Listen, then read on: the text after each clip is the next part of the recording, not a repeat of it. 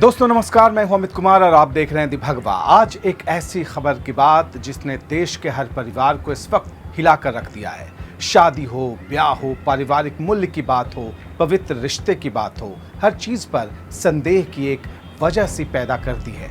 ये वजह क्यों पैदा की गई है, इस पूरी खबर को जानने के बाद, सुनने के बाद, समझने के बाद आप इस बात को भली भांति समझ पाएंगे। ये खबर जिसने भी सुनी कि इंदौर के रहने वाले राजा रघुवंशी की हत्या के पीछे उनकी पत्नी सोनम रघुवंशी ही थी, तो हर कोई कांप उठा। सोनम ने पहले राजा रघुवंशी के साथ धूमधाम से शादी की थी। बाकायदा ग्रह नक्षत्र सबको दिखाया गया था, सबको मैच कराया गया था। मांगलिक हैं या नहीं इसकी पड़ताल की गई थी, पुष्टि की गई थी। 7 जन्म तक साथ रहने की कस्में खाई और फिर मेघालय की खाई में उसी पति की सुपारी किलर से हत्या करवाकर शव को ठिकाने लगवा दिया। अगर सोनम रघुवंशी पर लगे ये आरोप सच हैं तो फिर ये कलयुग नहीं बल्कि अब घोर कलयुग कहा जाएगा। घोर मतलब घोर। अब कौन किस पर यकीन करे, किस पर विश्वास करे, किस पर भरोसा करे, किस तरह से करे। कहाँ तो हनीमून के नाम पर पति के साथ मेघालय की वादियों में गई थी और फिर अचानक गायब हो गई।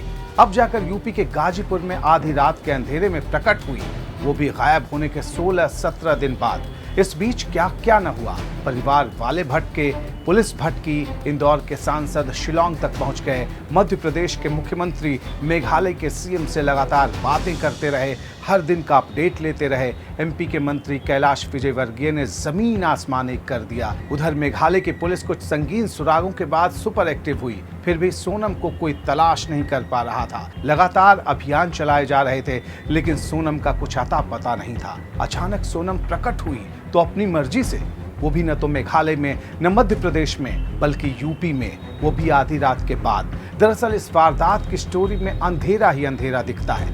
ये कोई फिल्मी कहानी नहीं है, फिल्मी स्क्रिप्ट नहीं है, लेकिन कोई स्क्रिप्ट राइटर एक स्टोरी में इतने ट्विस्ट पैदा नहीं कर सकता जैसा सोनम रघुवंशी ने किया। अभी 11 मई को तो शादी ही हुई थी, फिर 9 दिन बाद 20 मई को सोनम की चाहत पर राजा रघुवंशी यानी उनके पति उसके साथ हनीमून मनाने मेघालय जाते हैं। फिर खबर आई कि ये कपल अचानक 23 मई को मेघालय से लापता हो गया है। इसके बाद तो तहलका मच जाता है। खराब मौसम के बावजूद जबरदस्त खोजबीन होती है।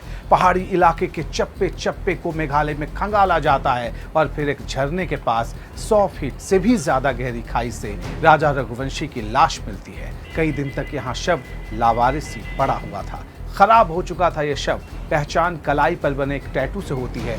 हाथ पर बंधी वाटरप्रूफ स्मार्ट वॉच से भी कई सुराग मिलते हैं। एक और खौफनाक सवाल पैदा इसके बाद होता है कि आखिर सोनम का क्या हुआ? सोनम कहाँ है? कहाँ गई सोनम? पति की हत्या हो गई तो साथ मौजूद सोनम का क्या हुआ? हत्यारों ने सोनम के साथ भी क्या कुछ बुरा किया? लोग सोचकर ही सिहर रहे थे। राजा और सोनम दोनों का परिवार एक दुख से मुकाबला करने के साथ ही उन आशंकाओं से भी जूझता दिखा जो सोनम को लेकर डरा रही थी। देश के करोड़ों लोगों की निगाहें इस खबर पे बनी हुई थी। हर कोई जानना चाह रहा था सोनम का क्या हुआ, कहाँ है सोनम। इस बीच जब जांच आगे बढ़ती है तो धीरे धीरे कड़ियां खुलती जाती हैं और फिर सामने जो कुछ आता है वो चौंका देता है। सोनम और राजा के साथ एक पहाड़ी झरने तक ट्रैकिंग करते 3 अनजान लोगों की मौजूदगी की खबर सामने आती है। मेघालय पुलिस तेजी से जांच करती है क्योंकि उसे ये सुराग एक टूरिस्ट गाइड के जरिए मिला था। इस वारदात से मेघालय की छवि पर जबरदस्त आंच आने का संकट था, इसलिए वहां की पुलिस ने जमीन आसमान एक कर दिया। मेघालय एक बड़ा टूरिस्ट हब बन चुका है। वहां पर्यटकों की सुरक्षा पर सवाल उठने लगे। महिला पर्यटकों की सुरक्षा को लेकर तो ये सवाल और भी संगीन हो गए। इसलिए वहां की पुलिस पूरी शिद्दत से हर सुराग का रहस्य सुलझाने में जुट गई।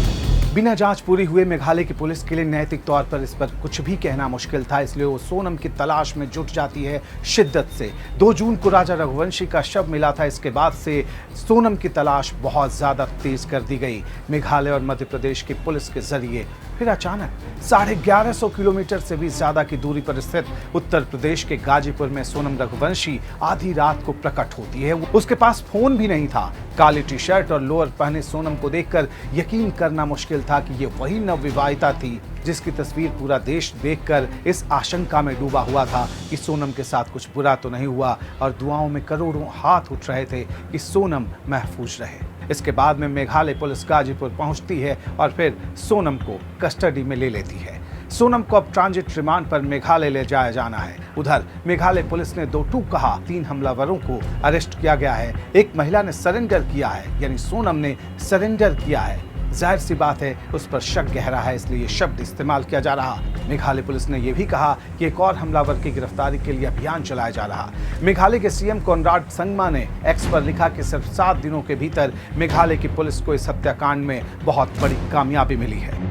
अब वापस सोनम पर आते हैं। सोनम रघुवंशी पर पुलिस सूत्रों के मुताबिक हत्या के पीछे सुपारी देकर खून कराने का यानी कत्ल कराने का शक है। सुपारी सोनम की तरफ से देने की बात सामने आ रही है। इसमें उसका पुराना दोस्त राज कुशवाहा भी शामिल था। दोनों की करीबी बताई जा रही। हैरान करने वाली बात यह है कि सुपारी देने के बाद हनीमून की प्लानिंग की गई। मतलब पहले सुपारी देने की बात तय हुई, फिर हनीमून की प्लानिंग के लिए सोनम ने राजा रघुवंशी को बताया। सोनम की इच्छा पर, उसकी चाहत पर राजा उसके साथ मेघालय हनीमून मनाने पहुंचा और फिर यहाँ मौजूद भाड़े के हत्यारों ने तय साजिश के तहत पेड़ काटने वाले हथियार से राजा रघुवंशी को मौत के घाट उतार दिया और उसके बाद 100 फीट से भी ज्यादा गहरी खाई में उसकी लाश को ठिकाने लगा दिया। उधर सोनम रघुवंशी के पिता कह रहे हैं कि उनकी बेटी बेगुनाह है और मर्जी से शादी करने के बाद भला वो ऐसी साजिश क्यों रचेगी। हालांकि सवाल का जवाब पूरा देश जानना चाहता है।